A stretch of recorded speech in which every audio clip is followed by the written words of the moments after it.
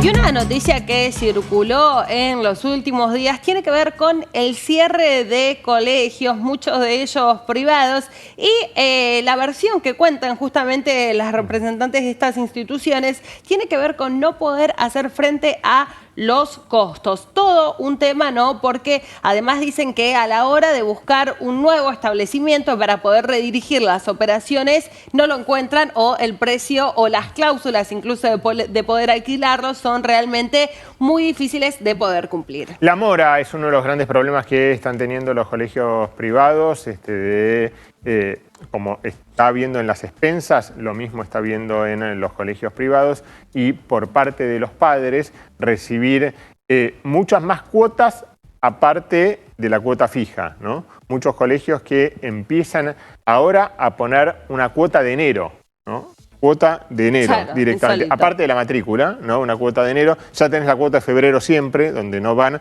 tenés ahora la cuota de enero, la cuota de materiales, donde le piden a los chicos que lleven todos los materiales, incluso te cobran las cuotas de materiales también, el derecho a vianda, vos llevas la vianda, te cobran el derecho a vianda, o sea... Bueno... Una iniciativa innovadora, ¿no? Todo lo que cobran los colegios por... Bueno. Yo le iba a decir, decime cuáles son los materiales, los traigo yo, ¿no? ¿En qué incluye la cuota de material? Los traigo yo, ¿no? Porque el primer día, aparte, le hacen a los chicos traer de todo, ¿no? Tenés que llevar todos los materiales y además la cuota de materiales, ¿no? Bueno, y aún así pareciera que no logran cubrir los costos de alquilar estos establecimientos. Vamos a conversar con Martín Zurita, él es secretario ejecutivo de la Asociación de Institutos de Enseñanza Privada de la provincia de Buenos Aires y de la Junta Nacional de Educación Privada. Martín, ¿cómo estás? Hola, buen día, ¿cómo están? Bueno, este tema copó los titulares, ¿no? Durante el último fin de semana. Contanos vos, como representante del sector, ¿qué está pasando? Bueno, nosotros a principio de año ya advertíamos que esto podía ocurrir porque hicimos un relevamiento en la provincia de Buenos Aires. Nosotros representamos a 2.500 escuelas y tantas otras alrededor de la República Argentina por medio de la Junta Nacional de Educación Privada, y de ahí ese relevamiento dio que había más de 200 escuelas que estaban en una crisis económica importante, y de esas 200 escuelas, 30 con posibilidades de cierre, que lamentablemente es lo que ustedes comentaban. En los últimos días varias escuelas anunciaron el cierre para el ciclo lectivo 2024, y realmente esto se enmarca en una situación que venimos arrastrando de la cuarentena, del año y medio que no tuvimos clases presenciales, donde 80 escuelas cerraron en la provincia de Buenos Aires, la mayoría jardines maternales y jardines de infantes, y más de 200 en el resto de la República Argentina. Y muchas escuelas que no cerraron en ese momento se vieron bastante perjudicadas económicamente. Este es un sector que no se recupera tan rápido como otros que tuvieron un rebote después de la pandemia, y hoy estamos sufriendo esas consecuencias. No en la totalidad de las escuelas, pero sí tenemos focalizadas estas 200 escuelas que están con problemas económicos, y bueno, lamentablemente de estas 30 que mencionábamos, varias anunciaron el cierre, ¿no? ¿Cómo podríamos leer estos problemas económicos? Había dos versiones. Una que tiene que ver justamente con no poder hacer frente a lo que es el pago del alquiler de estas instituciones, de estos establecimientos, mejor dicho. Y la otra con que tal vez haya familias que no estén pagando la cuota, y también esa deuda que se arma producto de, bueno, una situación económica que ya bien la repasamos aquí en Canal E, que ese es otro factor para no poder tampoco hacer frente a los costos, ¿no? Con un margen de rentabilidad que en relación a lo que sale a alquilar esos espacios cada vez va quedando más chico. Y los servicios incluso, ¿no, bueno, Rocío? Ni hablar, el aumento en el tema de la luz, por ejemplo, que les vino facturas muchísimo, pero muchísimo más elevada que otros meses, y además que la mora lo que hace que se incremente la cuota, ¿no? Para los que sí la pagan. A ver, es un combo de lo que ustedes están mencionando. Por un lado, es entre el 80 y el 90% de lo que es la conformación de la cuota de un colegio privado es costo laboral. O sea que fíjense que cuando un papá paga, la mayoría es el costo laboral, y lo que queda es para el mantenimiento. De ahí tienen que salir para las escuelas que alquilan el alquiler, los servicios, como decían ustedes, todo lo que tiene que ver con una estructura edilicia de una escuela que permanentemente hay que hacerle modificaciones y hay que mantenerla porque transcurran muchas personas durante los días, ¿no? Entonces son elementos y variables que se van sumando a esta situación que cada vez hace más difícil. Hay un 20% promedio de mora en el pago de las cuotas. Por supuesto que en toda la heterogeneidad de las 14.000 escuelas que hay en la Argentina, no es en todos iguales, pero ese es el promedio. Por lo tanto, se suma a toda esta situación la mora y realmente se hace muy complicado si no tenés una espalda como para poder aguantar toda esta situación. Por supuesto que Claro. hay escuelas que no tienen más remedio que cerrar. ¿Y qué va a pasar ahora, Martín? Ustedes, a ver, ¿le están pidiendo algo al gobierno, ya sea nacional, municipal o provincial, en relación a una solución para esto? ¿O es un tema que se va a resolver propiamente con el cierre y la migración de estos alumnos a otros establecimientos? No, nosotros estamos en contacto con las autoridades tanto nacionales como provinciales.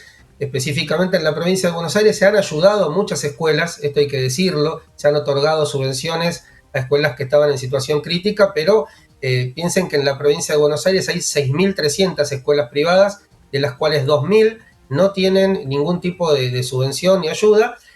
No estamos pidiendo para la totalidad de las que están en riesgo, pero sí a las que concretamente están en riesgo de cierre, que puedan recibir algún tipo de ayuda, de aporte estatal, o hay el efecto sábana corta, ¿no? Donde para pagar la prioridad que son los sueldos, las escuelas pagan los sueldos pero se endeudan con el Instituto de Previsión Social, por ejemplo, o con la AFIP, y en el caso del Instituto de Previsión Social, las cuotas que cobran con respecto al interés, y bueno, son muy altas, imposibles de pagar para las escuelas, y bueno, ahí sí podría tener una incidencia este organismo que es parte de la provincia de Buenos Aires, para tratar de flexibilizar, ¿no? Necesitamos un poco de oxígeno para poder salir de esta situación. Nosotros creemos que en algún momento la economía va a volver a funcionar correctamente y ahí vamos a necesitar todas las escuelas abiertas. El tema es la coyuntura que hoy estamos viviendo. ¿Podés darnos un promedio, por ejemplo, del valor hoy de una cuota? Entendemos que hay bastante disparidad, ¿no? Según el tipo de institución y las actividades que ofrezca, pero seguramente debes tener alguna escala, Martín, para compartir. Sí, el 70% de las 14.000 escuelas privadas que hay en la Argentina tienen algún tipo de aporte estatal y ahí la cuota partiría desde los 15.000 pesos hasta los 100.000 pesos. Depende si tiene el 100% de aporte o el 40%. Y las escuelas que no tienen aporte estatal, bueno, partirían desde los 80.000, 100.000 pesos en adelante, ¿no? Ahí con toda la heterogeneidad según la comunidad educativa y los proyectos que tiene la escuela. Claro. Sí, porque tenés las bilingües, que son las bilingües, e incluso las que tienen el calendario de Estados Unidos, ¿no? Que va de septiembre a septiembre, que esas son las más caras de todas.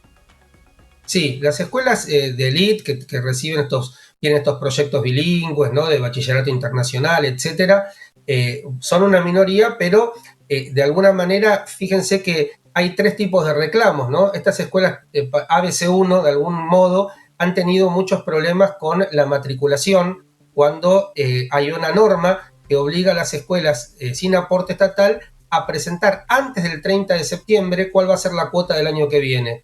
El problema es que de acá a marzo es mucho lo que queda en un contexto tan inestable como el que estamos. Entonces, encima en medio de un proceso electoral, cuando las escuelas enviaron, hubo mucha queja de los padres. Sí. Nosotros hablamos con la Secretaría de Comercio, se prorrogó la fecha de entrega, esperemos que esto se vaya resolviendo. ¿A cuándo se prorrogó?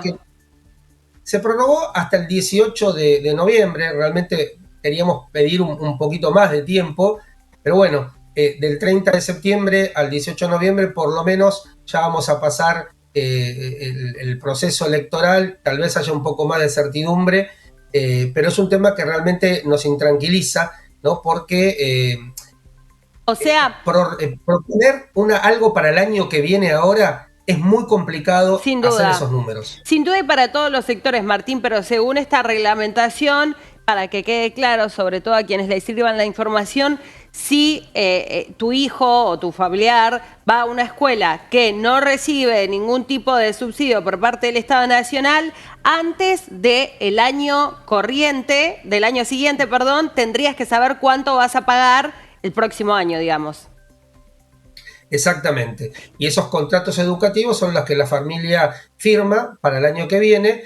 Y el problema es que si vos ya estableces un valor, después no lo podés modificar, salvo cuando hay un aumento docente, podés modificar hasta el 50%, el 50% de ese aumento docente. Entonces, si no haces bien los cálculos, te das muy abajo. ¿Y qué pasa si no lo presentan, por ejemplo, si no lo cubren? Digo, ¿cuál es como el control que se hace sobre eso? No, se presenta a la Secretaría de Comercio todas las declaraciones juradas antes del 30 de octubre, ahora se prorrogó hasta el 18 de noviembre, sí. Sí, y la presentación a la Secretaría de Comercio para diciembre, pero bueno, esperemos que las comunidades, las escuelas puedan llegar a un acuerdo con las familias, porque en realidad el problema, nosotros sabemos que las familias están exhaustas, no es lo único que te aumenta la escuela privada, sino que aumenta todo, pero también la realidad de las escuelas es que si no cubrís los costos, por supuesto no se puede funcionar. Entonces es una situación que hay que manejarla con mucho... Tal cual, por eso mismo muchas lo que hacen es poner después cuota extraordinaria, que te aumentan mucho cuota de materiales, derecho a viandas, otras cosas, como no te pueden aumentar la cuota, te van inventando... ¿Es legal eso, Martín? Distintas articulaciones. Antes de despedirte te preguntamos, que mencionaba Mariano al inicio. Mira, las cuotas, en realidad, el contrato educativo, lo que te dice la ley es que es anual. Después vos lo parcelás como considerás. Generalmente antes era de marzo a diciembre, lamentablemente después fue de febrero a diciembre y ahora es de enero a diciembre, como para que en el bolsillo del padre sea menos, pero el contrato es anual. Lo que, por ejemplo, en muchas jurisdicciones no está permitido es el cobro de materiales, esto que ustedes mencionaban. No, habría que ver en cada caso y en qué jurisdicciones se da esto, pero eso no puede estar incluido en la cuota. Bien, quedó claro. Martín, te agradecemos mucho el contacto y bueno, vamos a esperar también las novedades sobre este tema. Muchas gracias a ustedes. Hasta luego. Bueno, un tema clave, ¿no? Para muchas familias, por eso vamos a ver cómo se resuelve y lo vamos a contar. A continuación seguimos con más información.